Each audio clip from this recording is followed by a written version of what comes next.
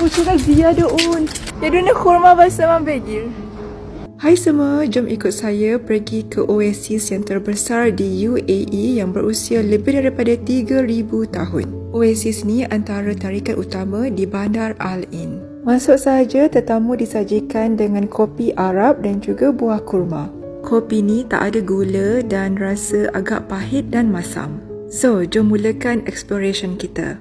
Macam saya cakap tadi, oasis ni dah wujud sejak 3,000 tahun dahulu. Ada lebih daripada 100,000 pokok kurma.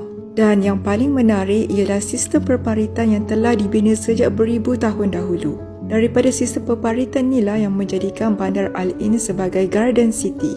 Dan banyak ladang kurma ada di Bandar Al Ain. Bagi saya, tempat ni sangat menarik sebab sebelum ni saya tahu oasis dari buku sejarah je. Dekat tengah-tengah padang pasir yang panas dan tandus, tiba-tiba ada satu tempat oasis yang pokok boleh tumbuh dengan subur.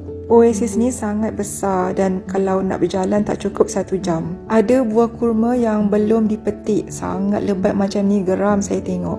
Musim buah kurma adalah waktu musim panas dari bulan 6 hingga bulan 10.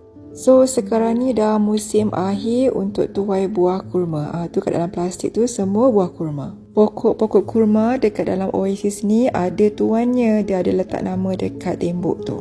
Al Ain Oasis ni dibuka setiap hari dari pukul 9 hingga pukul 5.30 petang dan masuk adalah percuma. Until the next video, take care everyone. Bye.